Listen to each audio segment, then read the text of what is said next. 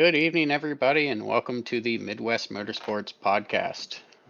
This is episode 9 of the Cooldown Lap. Tonight you have me, Anthony Castor, driver of the 8 car in the Cup Series, along with James. James, you want to go ahead and introduce yourself? Hey, good evening, everybody. I'm James J. I do the commentary for the Midwest Motorsports Truck Series on Friday, the Cup Series Sunday, and the Road Series Tuesdays. Awesome. JT can't make it with us tonight. He's out on a work trip, allegedly out west, so everybody wish him the best. We do have a special guest tonight, and before we get to it, we're going to go with some This Week in Motorsports. So, James, I'm going to go ahead and throw out the This Week in Motorsports for me, and I'm going to have to say that Bristol race was a good race. I won't say it was the best all time, only because I feel like that tire fall off was insane. I wish they could lay rubber as opposed to just shredding it. If they found out that happy medium to where the track would actually take on the rubber or the tire would lay the rubber, I feel like a tire that wears down and the driver actually has to do the work would be ideal for the next gen, especially on short tracks. But when you get to the point where the tire just completely falls off and it's not laying another racing line, uh, it creates good racing, but I don't think it's sustainable racing. What's your thoughts? Man, Anthony, you're such a driver, man. You want the best of both worlds. You want it to be perfect every time. Yeah, Ideal racing. No, I'm just giving you a hard time. But no, I thought it was an amazing race. I think I have a theory, and we'll get to that in 1 second. But first of all, I do think that Goodyear is in NASCAR. They work together, obviously, are in a tight situation where they're trying to get a tire that falls off and has a wide range in lap times versus tire wear in number of laps versus speed, and a better driver might be able to be more conservative and make the tire last longer and do a faster race, right? Get more life out of the tire and then have a better tire at the end, typically. Well, um, there were several scenarios that happened all at the same time. First of all, this is the first spring Bristol race that there hasn't been dirt on the track in 4 years, I think. So I yeah. think that threw him off a little bit. Um, and I think the ambient temperature and the ground temperature together made the concrete a certain condition, whatever that condition was, that doesn't allow that rubber to take to the track. And then we started seeing the track tearing apart or graining. Um, I think they call it graining because it ends up rolling like grains of rice across the tire and just shreds and ends up in everybody's beer in the stands or in their hair and in their face and to wash the tire dust off of them. But so my solution to this um, is not just mine, but we got. I don't know if you have warmers in the floors of your bathroom, but why don't we put like a wire mesh in the concrete that could keep it at a certain temperature, ideal temperature to make the tire wear, to where the track would take rubber if the temperature was the scenario. Um, I don't know. I love the race though, man. I'm so glad they didn't throw a caution that last green flag pit stop cycles because um, I mean, Ty Gibbs came to just about a complete stop. I don't know if he was trying to get him to throw a yellow, but a couple other guys were, going 20 miles an hour slower. And then Kyle Larson put on new tires, and he thought he was Superman there for a little while until his tires fell off and he dropped back to the back. But that was just, I don't know, man. It's the way that those crew chiefs and the drivers were able to adapt to changing conditions, much like a road driver does when dirt's getting thrown on from cars going off track, or rain coming and going, track drying, just changing conditions um, really give the driver and the team an opportunity to show their skills. I love the race. I want some more of it. Yep, I agree. What do you got for this week? Well, I loved the Sebring 12-hour race. Was incredible. Did you get to see any of that or the highlights or anything yet? Unfortunately, I have not. I'll have to see if I can catch some. Man, one of the Corvettes was leading, 12-second lead.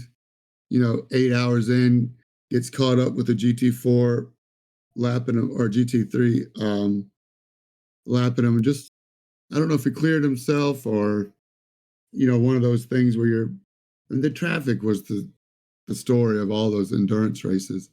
And anyway, he wasn't clear and ended up going up and over the tire walls and flipped upside down for about 3 minutes. And luckily, they flipped him over on the side and he climbed out and walked away and gave a thumbs up to everybody. But thought a couple of fans were going to jump over the fence at Sebring and try to help him out before the safety crew got there. But no, it was a Yeah. pretty bad wreck. I'm glad he was all right. But um, there was a caution flag with, I think, 2 hours to go. And that brought the field back together, and they were just racing so hard all the way to the end. It was an incredible Sebring. If you get a chance to at least watch the highlight reel on Peacock, if you got it, it's worth watching the highlight reel. Yeah, I'll see if I can at least get on YouTube or something and watch a little bit of the highlights here and there. All right. So without further ado, guys, we're gonna go ahead and jump into our guest segment. The one, the only.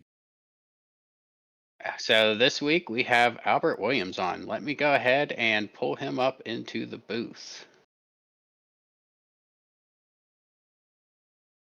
Hey, Albert, you there? Yep. Hey, guys. So we have Albert on with us this week, driver of the 81. What series do you run in currently?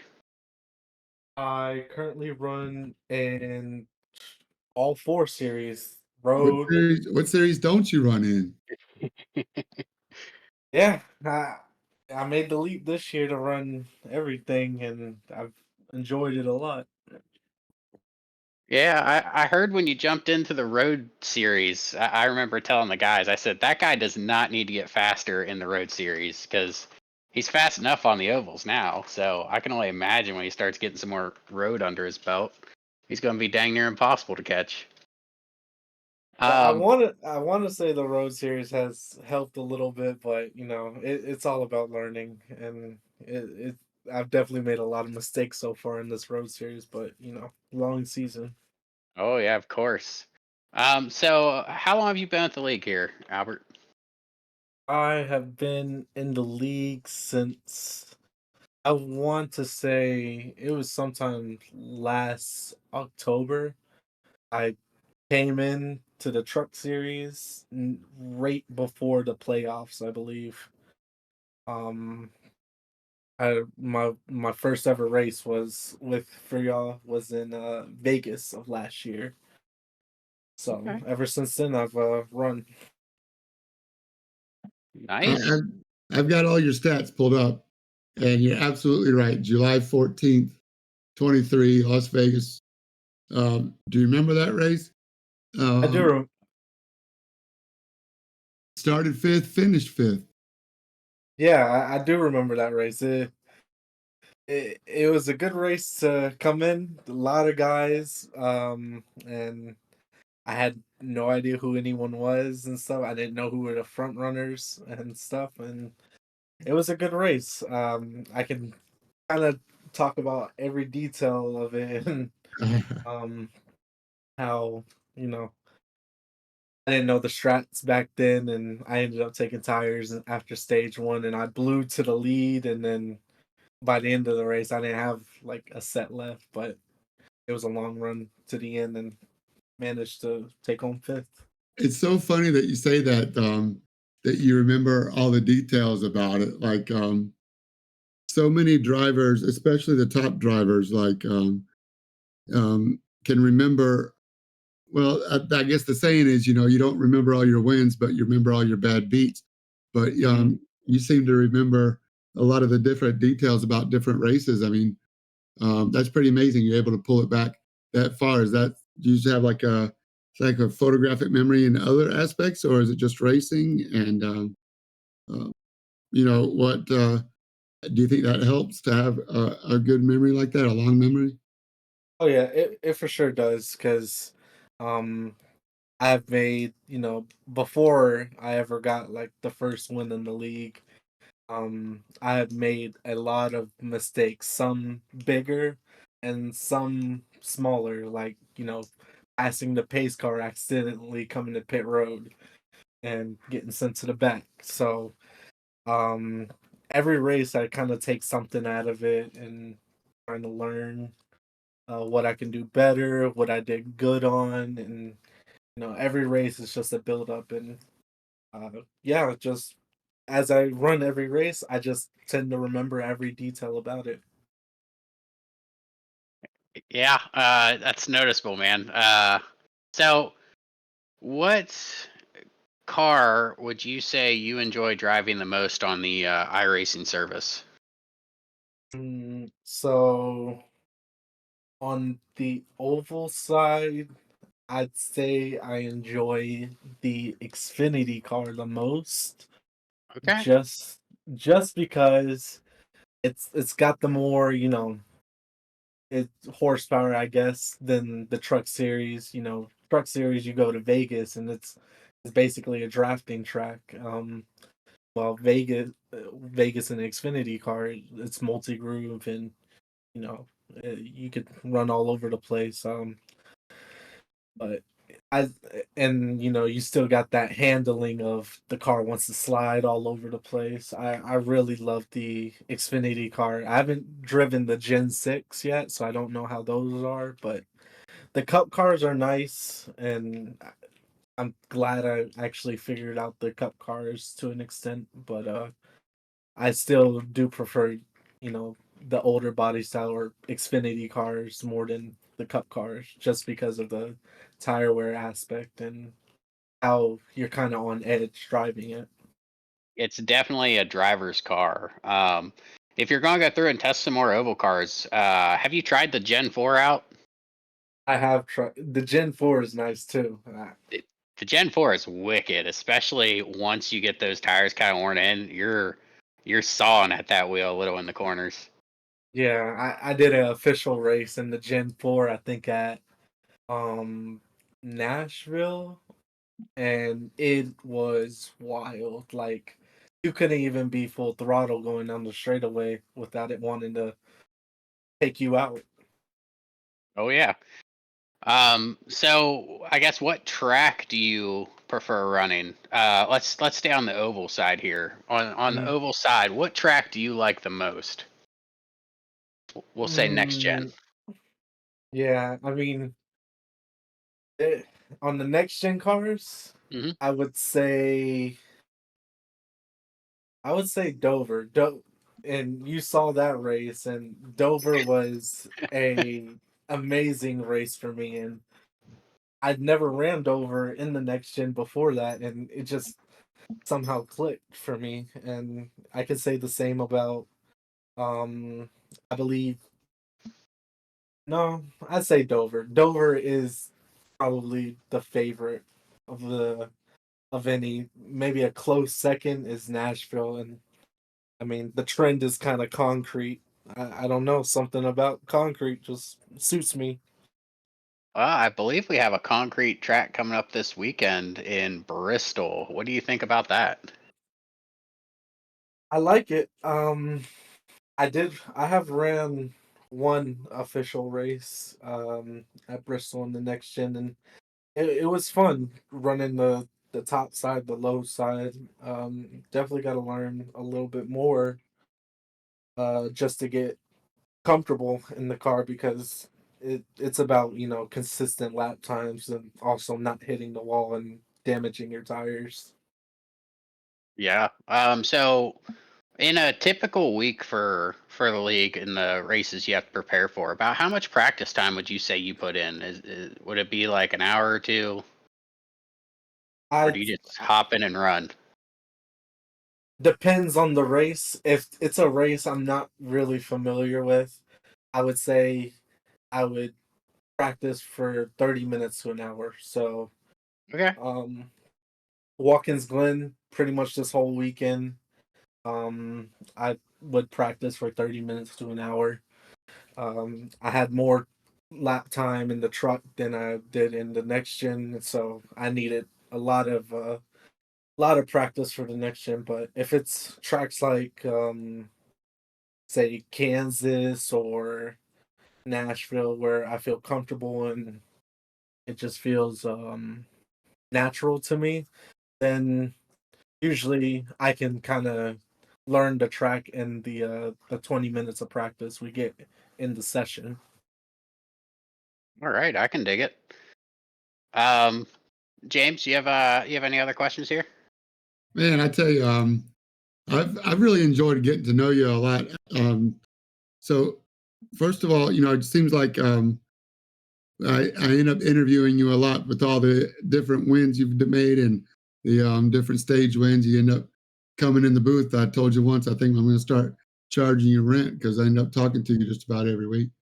Hmm. Um, and so it's been fun to see it. But I do remember your first win at Auto Club in the truck um, in August. And yeah, I just remember I was pumped up for you because I've been watching you work at it and work at it. I'm not sure how many starts that was when you had it, but anyway, it was fun to see you do it. And so I just want to learn a little bit more about how.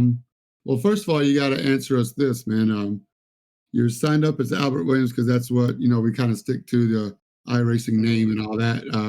But I know you go by Ty a lot too. So how did the nickname Ty come about? Is that a middle name or? And what do you prefer? Like, what do your friends call you when you're out with your buddies at night? So yeah, Ty is an abbreviation of my middle name. My middle name is Tyree.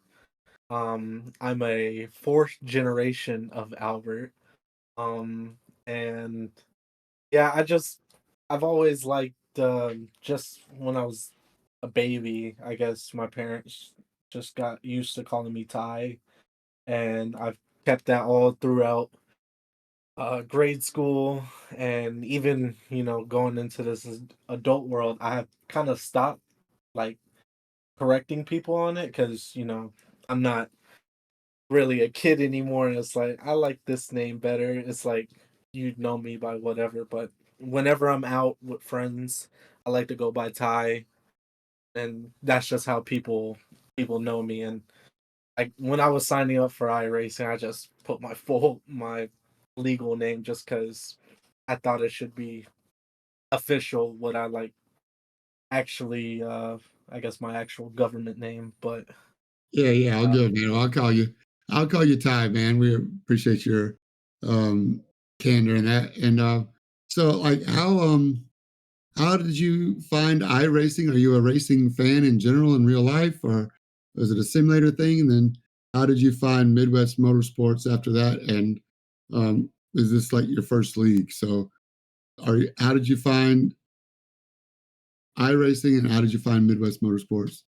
okay. So iRacing, I always seen it a little bit on social media, and pre-COVID, seeing it a little bit, and all I knew was that one, you needed a PC, and two, it can be expensive at times. So me being a high school kid, I didn't think much of it, and then COVID hit, and we had the uh, NASCAR Invitational Series that was broadcasted on TV, and that really kind of sparked like I kind of want to get into iRacing a little bit, and it still took some time before I got into iRacing. It wasn't until I almost graduated college that my parents helped me out getting a PC,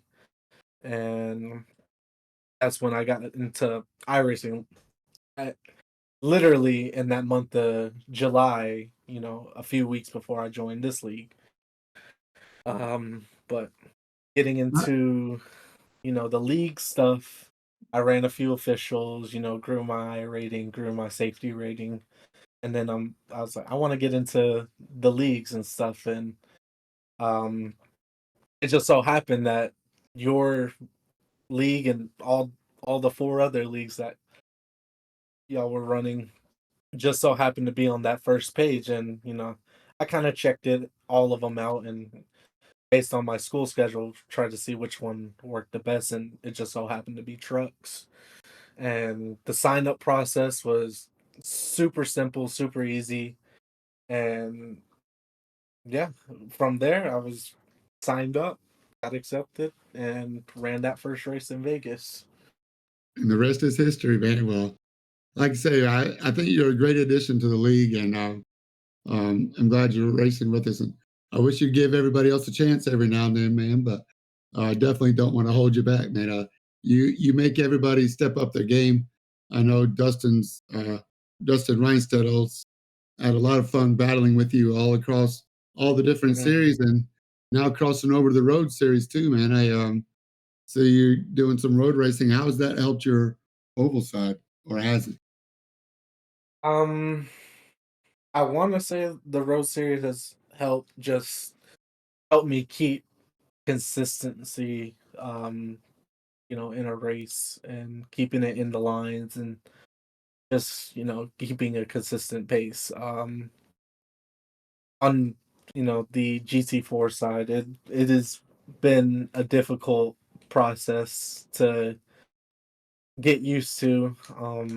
The Silverstone race was a good one for me, and then after that, it just, even though still running in the top three, it just didn't pan out right. I believe it was Laguna Sega, got into some incidents, and but regardless, still all learning experiences, and hopefully I start to turn it around, because the road series has been something I've always wanted to get better at, road racing, and keep my exes down for off tracks. That's what I just can't stand doing. It's not so easy, man. I saw a couple of them. I saw Road Atlanta one time. I thought you spun coming up the hill, going under the bridge, and came to a sudden stop. Hmm.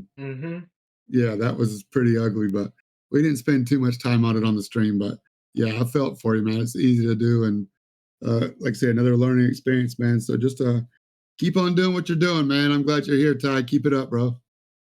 Yep, I will do that, and the goal is the championships. I don't I don't think anything will come out of the Xfinity side, just because I'm busy Saturdays now. But trucks is looking good. I just got to keep the points haul coming, and Cup is a reach, but anything can happen really. So I'm still gonna keep pushing for that. That's why we say it on the podcast. That's why we run the races. I mean, everything's within reach as long as we run the races. Yeah. It's looking like you got a pretty good lead there in trucks. 87 points over Mike Scamilla. Okay, so Michael took over the second spot. Yep. Dustin, since he was at the real Bristol race, he dropped a position there. Yeah, he's 102 points behind. Scamilla's 87 behind. So it looks like you got a pretty good hold there, man. Okay, well, yeah, I did think about that, looking at the points, and unfortunately, I'm gonna have to miss the next race at Dover, so that lead will basically be cut in half, and um, it'll still be up for grabs going into those final two races. So you're saying there's a chance. There is a chance, Chicagoland should be a pretty good race too. Phoenix, I never know what can happen with a short type of, mm, you know, the 33 trucks on yeah, well, mile and a quarter, something like that. Yeah. yeah, a mile and a quarter. So anything can happen, and it's all up for grabs. But I just gotta keep pushing, and especially for these stage points, because that is in the Cup Series. That is how Dustin has essentially gained so many points over me, even though I've won like maybe 3 races in the chase, and he's won one. He just keeps getting those stage points over me, and that's what's kept gaining that gap. Yeah. All right. So we got a couple more questions here for you. So, my first one here, I guess. What draws you into Midwest Motorsports League? Like, what's the one thing you really take away from this league, and you're like, man, I like racing. I want to keep racing in this. It's a really friendly league. Everyone helps out. If anyone's struggling, and it's competitive, but at the same time clean, and um, it's really just how close we are as people who just want to race and have fun, and feel very. It doesn't feel a whole lot of pressure, like, oh, I need to perform, or I get kicked out of the league or something, or something like that. And I mean, this being my first league, um, it really opened, welcomed me in with warm arms and stuff. Yeah. Even when I made some mistakes, and get into it with a few people, uh, amends are made, and we continue racing and just having fun, really. hmm It's the big thing there. Secondly, if you say you own the league for a day, what would Hmm. be a change you would make? A change. It could be So rules. It could be anything. so I haven't been against really anything in the league as far as rules and stuff, because I the IPL and stuff works, and I think it's pretty good. It tries to promote cleaner racing, and obviously stuff happens out of your control, and it's unfortunate, but it does work in a way. But as far as rules and changes, the only thing, and I've discussed this with my brother a little bit, and some other people, just um I believe the race winner should get like bonus points, kind of like how the stages are awarded, because sometimes I've noticed, obviously me and Dustin are 1 and 2 all the time, as what it seems like, and he is a lot better winning these stages than me. And essentially, if we finish 1-2 in each stage, and he wins both stage, that's 2 points he's gained on me. But then if we swap positions and I win the race and he finishes second, he still technically gains a point. Yeah, the stages So are. It's weighed heavily towards the stages versus the race winner. yeah, and nothing against Dustin, because he obviously knows how to stay up front, and that's exactly what he's done over the course of this year. Before I started winning and gaining points and stuff, he was winning, and he was also gaining a lot of stage points over the competition.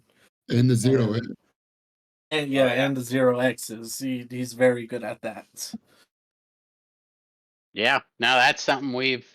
Yeah, trust me, we've had the conversation over the last couple seasons on trying to structure points and balance that stuff so Mhm. people don't just throw away stages and not race during the stages, but you also want to Yeah, incentivize the winner to win the race. yeah, and yeah. I hear you on that, and but it's overall everything else has been good.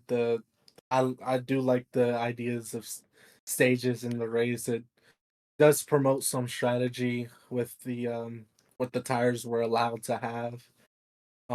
Sometimes you want to take tires at both stages. Sometimes you may need to take it once in both stages. Just really depends. But I believe, everything else has been good as far as the rules, and I wouldn't change anything. Oh, awesome. Well, all right, we're going to go ahead and wrap up this guest segment, man.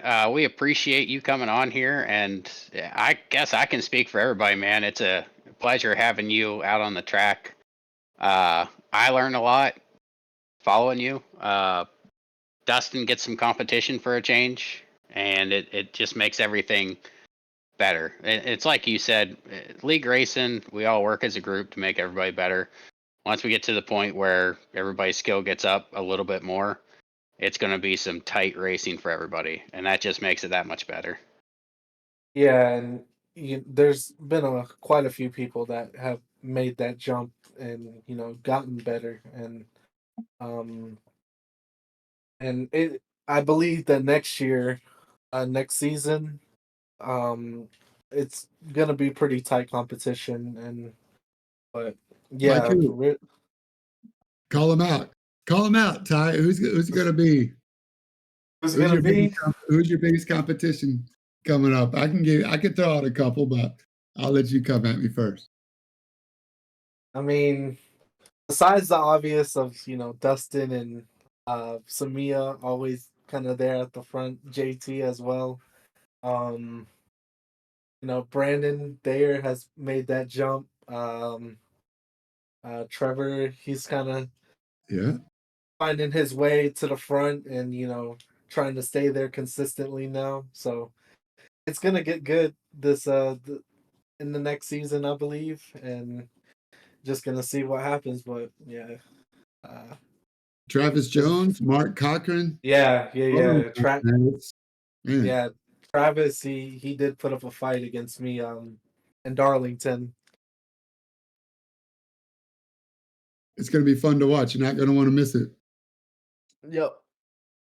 All right. Well, again, appreciate you coming on, Albert. We'll see you this weekend. Yes, sir. I'll see you I'll see you this weekend and possibly tomorrow in the road series. Thank you, Ty. Yep, yep. All right, guys, that was Ty Williams. 81 car, runs every series. Man is fast on the track and just a great person to talk to. My first time speaking with him, but seems like a great guy, and I hope we can have him back on in the future, maybe after he wins one of these championships. Yeah, he's on track for sure. All right, so we're going to go ahead and get into it, James. Yeah, where you want to start, man? The road series was off. I saw they did a fun wet race. Is that the first slide you have up, or you want to No, start? we're gonna change direction here. I'm gonna change you up a little. All right, throw me some we're gonna curveball. we're gonna go ahead and hop into trucks. Roger. So unfortunately, I know every week we have a screenshot showing the winner of the race and their burnouts and everything, but our resident screenshotter decided to go to Bristol for the weekend, and instead of hounding him whenever he gets back from the race, we'll give him a week off from the screenshots, and I'll just throw up the points while we talk. Well, he's got to be happy that number 11 won the race at Bristol. So Oh man, I don't know if he came home with the Denny Hamlin shirt or not. I hope he But, bought the whole racing suit. Dustin, if you're listening, man, maybe you got that Denny Hamlin onesie you've always wanted. So the truck series is out at the Glen this weekend. James, how'd the truck race go? Oh man, it was great. Other than the fact that we had some broadcast issues, so I didn't get to call the actual race. But man, it was back and forth the whole time. I did get to watch it. Ty Williams, we just listened to him, led 44 laps, so that's kind of deceiving there. The only time he wasn't in front after putting it on the pole was during the pit cycle. Justin Thaler came in second, Mark Cochran third. There were 6 cars on the lead lap. So a couple of wrecks, a bunch of X's. We won't go over too many incidents, but pretty much everybody that started finished. Now there were 2 disconnections, but no, it was. I thought it was a great race. Lots of um, close racing, and then once they got spread out, um, I thought it was a pretty fair race. I'm surprised Um, it wasn't a tight race. Usually JT at Watkins Glen, usually he has that track under his thumb. oh, he kept Ty honest. It was only, I mean, they were like a corner behind the whole time. Justin was on his rear bumper there. I think he finished under 3 seconds behind. I mean, they were real close. Oh, Like, man. yeah, it was close. So just one mistake is all it would have taken, and Justin would have gone right around him. Mark Cochran again was third, um, and Brandon Thayer was right behind Mark.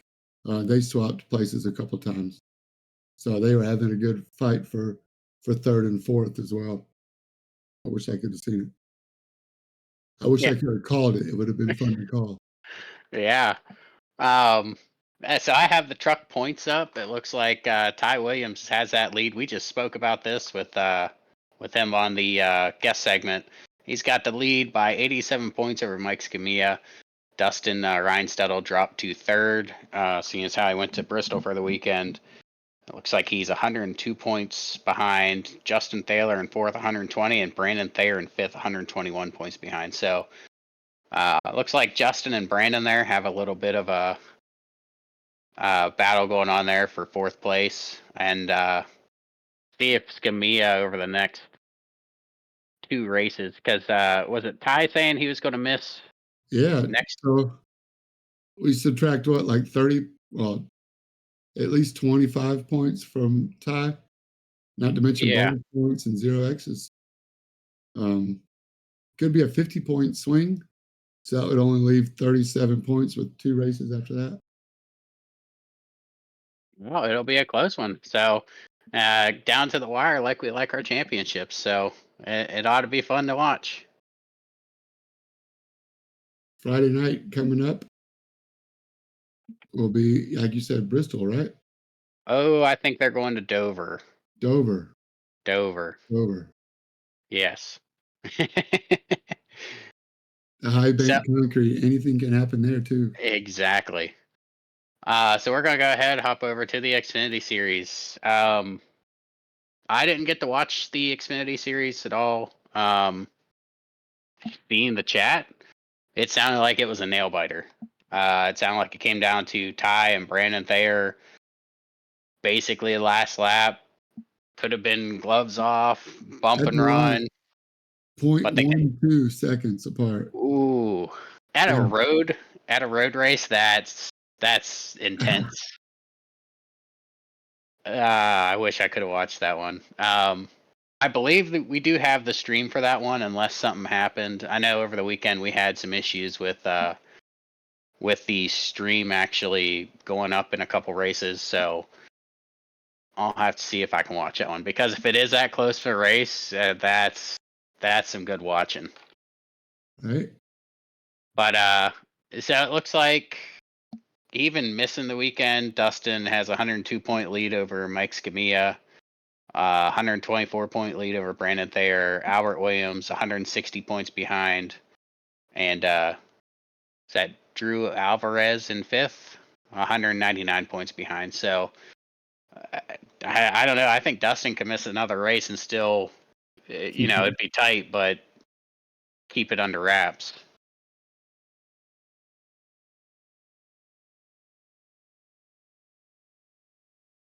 Good for Uh, Dustin. yeah, it is. So the Cup Series this weekend was also at the Glen. Nothing to write home about on this one. I mean, just chalant race. Yeah. I know you don't want to talk about it. Well, first of all, uh, let's talk about the pole position, man. You put it on pole, right? no, I thought I Yeah. did, and that sneaky Thayer decided to lay That's a lap right. just a little bit faster than me. Look at that. Sorry. I must have Yeah. turned away right at the last second. You see, I was half waiting for Ty to lay a lap at the last second and take the pole, but Thayer must have timed it just right because as soon as the checkered flag waved, I went across the line and I was like, "Oh, cool, I got pole." And then he laid a lap, and I was like, "You son of a." Oh man. Do you think you had one more in you? Um, no, that was my second lap, and he Okay. just happened to lay his second lap too. It was just a little bit faster than me, but uh, no, overall the race was good. I mean, I think I got stage one, stage two. I was laying some fast laps. Like it felt good. Everything felt right. I just, not being used to leading these kinds of races, road courses, or races in general, I just pulled a bonehead move going into the bus stop, thinking I could pass a back marker, put my car somewhere it shouldn't have been, and ended the race for me Yeah, essentially. that was your race to win, and I was watching the whole thing again. Trying, we weren't streaming, but I was just practicing up, working cameras, and watching the race. And I was riding with you when it happened in the cockpit. And I was like, "Oh, back up! If he doesn't let you go before the bus stop, just follow him, get him in the carousel, or get him in the short chute." And yeah, I think with the, I mean, you've been racing long enough, and I'm not trying. I'm not here to beat you up, but I got to give you a hard time a little bit. Yeah. Um, yeah, Well, man. What? I Talk I me think through. well, I think the thing there is I've been racing a while, but I haven't been leading a lot. Like I can tell you that first 30 laps, like first it's crazy to say that, but like the first 30 laps, I'm pretty sure my heart was in my throat because I kept checking my Yeah. relative, waiting to see Ty just like jump Brandon Thayer and then start crunching down those seconds. No, dude, And you were like 10 seconds, 12 seconds, yeah, 14 seconds. And then there was in a pit cycle when you caught up with the 22, I think, right?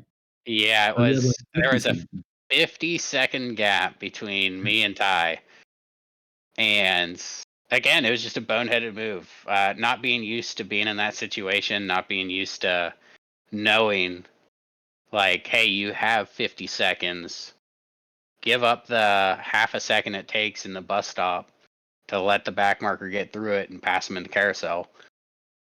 Or heck, even after the carousel. But, you live and learn, man. I'm always going to be thinking about that anytime I'm running the Glen or any kind of road course where back markers can change the race for you.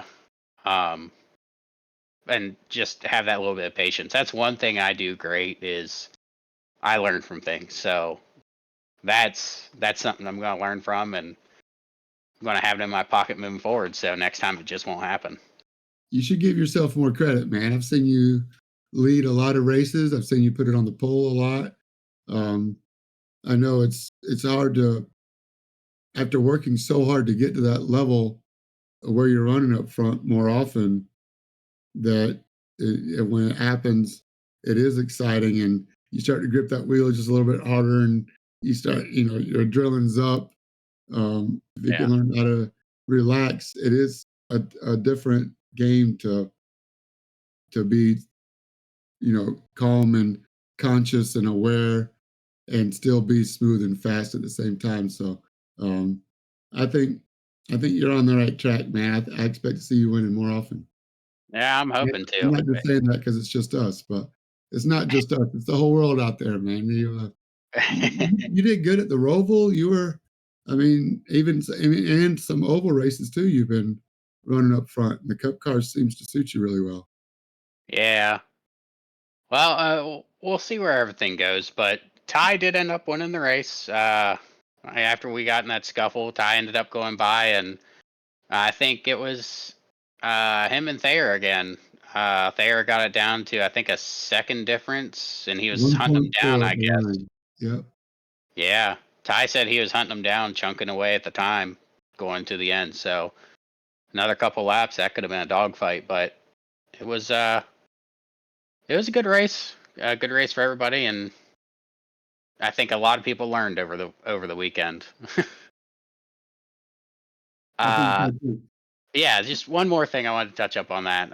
I don't know if it was before the podcast or what, but me and Ty were talking, and I mean, again, everybody learned in that, so it was just great. He kind of gave me some kudos on running that race, and it's great to hear that from him because he is such a fast racer. So, points for the Cup Series. Dustin is in the lead, 91 point lead over Thaler, 97 points over Ty, 121 over myself, and 145 over Huffman. That is Jason Huffman, just so everybody's aware. So, Justin and Albert could close that gap. You just need Dustin to have a couple bad races, which is we're down to 3 races to go. So, I mean, this is why I run them, man. We say it every week. We'll see what happens. Bristol this week. Bristol this week, yeah. Bristol's going to be a fun one. Dustin, talking to him, it sounds like he really likes this track. So we could be in for a spanking by the 11 car. We'll see. Maybe Ty has something for him.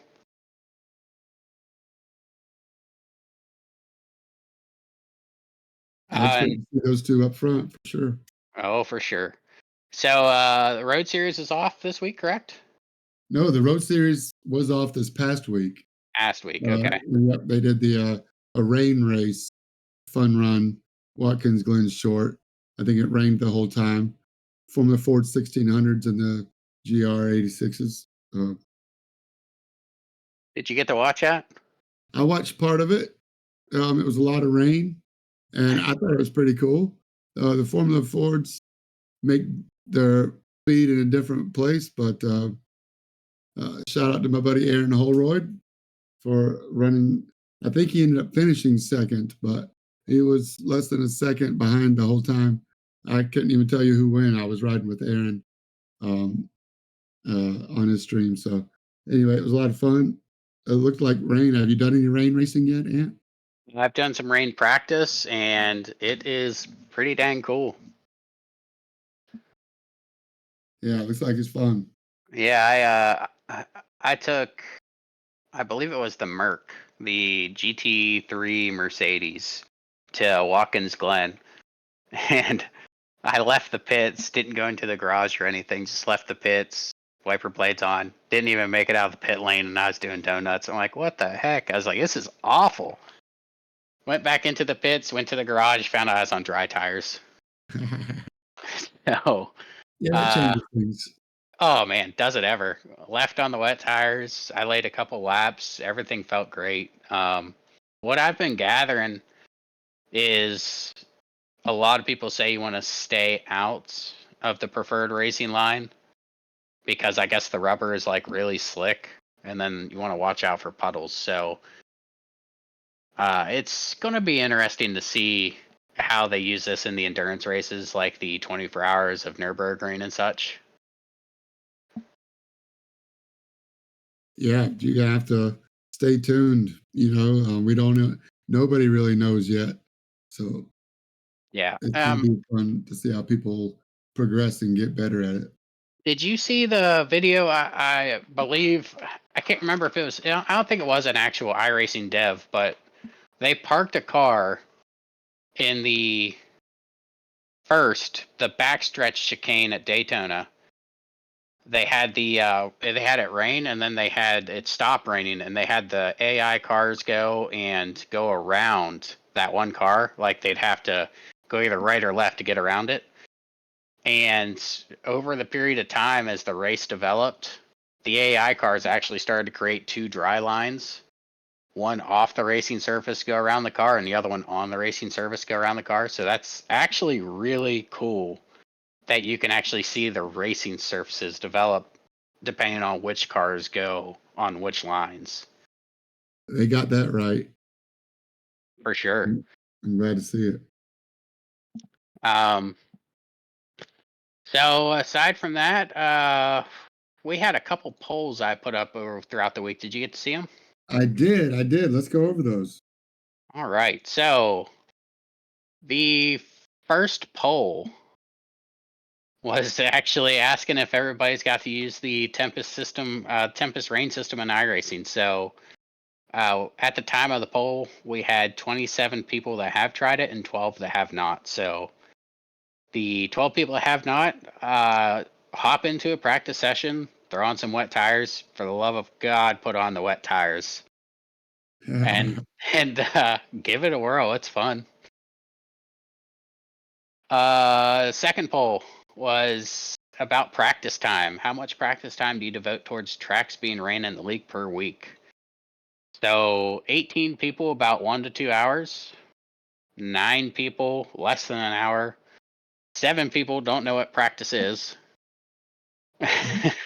3 to 4 people, 3 to 4 hours with 7 people, and we actually have 2 people that put in 5+ hours a week. Wow. That's devotion there. And then our last poll was, if you could watch one type of racing, which would you choose to watch? I just threw up a bunch of options, some of our popular options. 20 people chose NASCAR, 17 chose the IMSA series, 4 were F1. 2 people posted other, but I didn't see if they actually posted what those others were in the general. I didn't see anything come up. MotoGP had 1 vote, IndyCar had 1 vote, and RallyCar had a vote. So thanks everybody for participating in the polls. That's a pretty good turnout there, and it's definitely cool to see the different answers we got. Oh, there was one more poll. Sorry. I had to ask a question because it was a big topic last week. I had to ask if everybody felt increasing the horsepower in the next gen car would create better racing. 16 people said yes, 9 said the racing's fine as it is, so essentially leave it alone. 5 said no, and 4 said it's the car, not the horsepower. James, what's your thoughts on that? I'm sorry, on which one? On the, do you feel increasing the horsepower in the next gen car would create better racing? All around, or in the iRacing?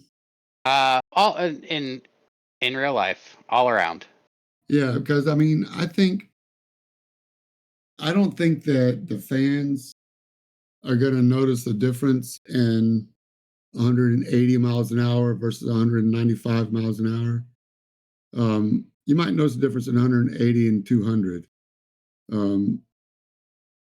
So I don't know if horsepower increase would really change things. So I'm on the version that I'm on the side of, as long as there's parity across the manufacturers, but that there's room for the manufacturers to make a difference, but not in horsepower. So body wise, I want to notice the difference. I want to know what I'm looking at. And I think the engine builder should have some leeway to play a little bit, but not so much gray area that it makes a major difference in the horsepower. I think there would be a better benefit from having rules about engine blocks needing to last longer time, more durability out of the engine, as opposed to more horsepower. But that's so that's a long way to say no. I don't think we should increase the horsepower on any of the tracks, short tracks, super speedways, any of the rule package.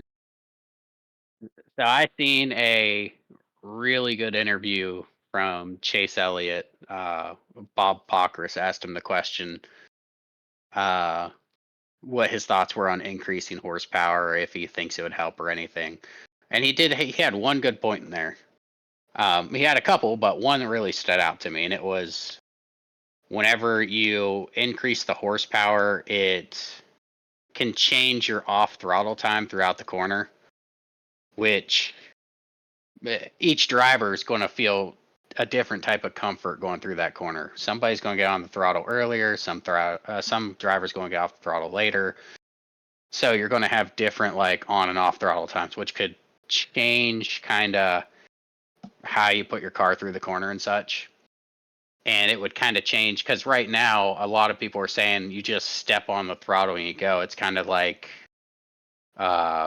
you're qualifying every lap of the race, and the cars all run the same speed, and it's hard to pass. So they're saying that off throttle could lead to more passing opportunities, which I could get behind. I'm all about drivers having to, I guess, produce their skill, like show, like, hey, I can be great off throttle and set up some passes in the corners, or I can get on throttle faster than somebody else because I know how to keep this car planted. Yeah, But I agree with them. I think there's other ways to do that than just horsepower, though. You can reduce the downforce so that they have true, to lift in order to go slower around the corner so they're not stuck so hard, or give them a tire that wears out so they might be able to go full throttle for the first 5 laps, like we saw at Bristol. But after that, you have to start letting off or you're going to run out of tire.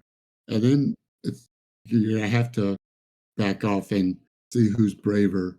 So I don't know that horsepower is the only way to accomplish that same goal. But I'm no. not going to argue with Chase Elliott either. So you know, If I find that interview, I'll send it over to you. yeah, It's a pretty interesting one. I think you'll enjoy it. I would. Sure, thanks. Especially being a Chase Elliott fan right up the street. Awesome. Yeah, there you go, buddy. All right, guys. So we're gonna go ahead and wrap up the podcast for this week. I ain't gonna make any promises on whether JT will be back next week or not. He's a busy guy. Got a lot of busy things to do. So, but I can assure you, next week you will have me and James along with another special guest. So tune in next week, same time, same place, and we'll catch you then. It's been a fun one, Ant. Thanks.